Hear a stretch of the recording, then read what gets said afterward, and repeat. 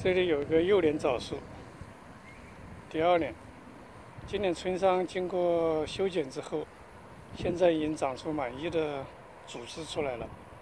那当组织长到一定的程度，就是要给这个树培育形状的时候。今天我们就来看看，给这棵树应该如何定型。那我们先看一看春季修剪，之后的情况。你看，这个是去年的组织，在这里，剪过一刀，把这个组织剪去过这个1/3，然后剪过之后，在这个组织的一个第一叶芽的地方，产生了另外一个新枝条。那这个枝条呢，长到大概1、2、3、4、5、6，长到6节之后，上面就自然封顶了，它就坏死掉了。这里，这个枝条在这里坏死掉了，所以大家不要奇怪，这个是正常的。因为它在疯长一段时间之后，它停一下，然后又从这个下面的第一个叶芽长出另外一个藻头出来。我们看这明显有个新的藻头，所以当这个藻头长出来，那又是一个新的枝子，那你就可以对这个藻头又做方向性的培育。那另外就是在这里剪过一剪子，这不是两根去年的2根枝条嘛，一个是朝那边一个是朝这边。在这个的短一点，在这个短的地方，在这里剪过哟。看看，在这里剪过一段，在这里一剪了之后，促使它在这里发了一个粗枝，一个主枝条，那在这里出来一个主枝条。所以现在这棵树是有这么第一颗，这样2颗，加上刚才那边1颗，3个组织。那这就是你现在就可以考虑，以后这一棵树，你希望它成为什么形状，根据你这个周围的环境。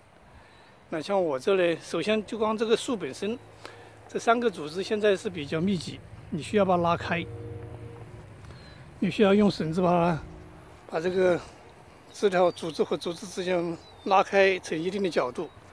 那这个组织是以后的树的3个主要的树干。那朝哪个方向拉呢？那就是要根据你这个周围的环境。你看我这个左边是一个桑葚，那右边呢是另外一个枣树，所以我希望我这个枝子就要靠 fence 那边，因为从这个树到 fence 之间当中有将近6尺这样的距离，所以我就一个枝条朝 fence 那边拉，一个枝条呢朝跟 fence 相背离的方向拉。另外一个枝条呢，我就差不多不朝任何方向拉，就让它朝上面成长成为一个向上的组织好了。那拉呢，现在就是最好的时候，因为这个树现在它这个当年生的这个枝条现在很纤细，很柔弱，所以它很容易被你拉之后，它就很容易在这个拉弯的地方就定型，所以这个枝条以后就这样子了。那我们现在就来做这一件事情。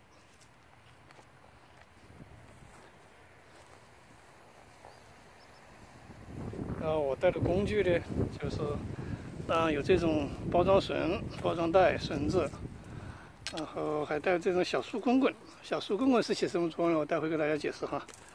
另外，这个是起固定用的，这个小铁片是把它钉在土里，然后呢，固定这个绳子的这个作用的。好了，我们一看，经过这么左边一拉，右边一拉，这个树当中立马就打开了。刚才这个树3个组织是挤在一起的，那现在那一个组织在那边，这一个组织呢被拉到这个方向，那这个组织呢被拉到这个方向。那现在我们就来解释一下这个小棍棍是干什么用的。当你把这个枝条朝这个方向拉的时候，那这个拉力这下面是系了一个活结，因为你随着这个植物的生长，你可能会调节。有时候呢，有的拉得太紧了，有时拉得太松了，也需要调整一下。或者有时候风吹一吹，跟你把这个你拉的位置有变化啦，就需要调整。关于这个拉的角度呢，有一个讲究，就是你看我这个从这边到这边大概是一个45度的角，不能超过45度的角，因为你太超过了之后，它这个枣树呢，它会在这个背上面长出新的枝子出来。我们这个叫做背上枝，这个发背上枝，然后呢，它就干扰了这一个组织的这一个培育，所以这是我们不希望的。所以这个拉的角度要注意。你看我这两个拉的都是呈一定的角度，小于45度，不超过45度。那另外要现在的解释这个小棍棍，你看我这里就把小棍棍这个枝条就给绑上去了。那是它起的作用，就是因为这个植物生长它有这种向上，这是生长点嘛。这个植物的尖部就是它的生长点，这个生长点，它生长点都是有向上的特点。当你把它原来是向上的，自然这个枝条是向上的。当你把它这么往斜的拉了之后，它还是继续想往上，那怎么办呢？它就在这个地方，在你这拉的这是笋子的拉的位置，它就在这拉的上方一点点，它就植物就开始转弯，就转弯朝上。这个枝条啊，就从这里转弯。我们打个比方啊，就从这里转弯，就这么上去了。但是你希望的呢，是这个枝条这个主杆枝都是这样的一个角度出去。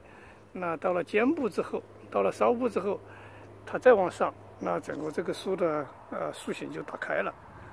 所以为了防止它在这里转弯，在这个地方转弯，这个地方转弯，那你就跟它绑上一个小细树枝子，绑上一个小棍子在这里。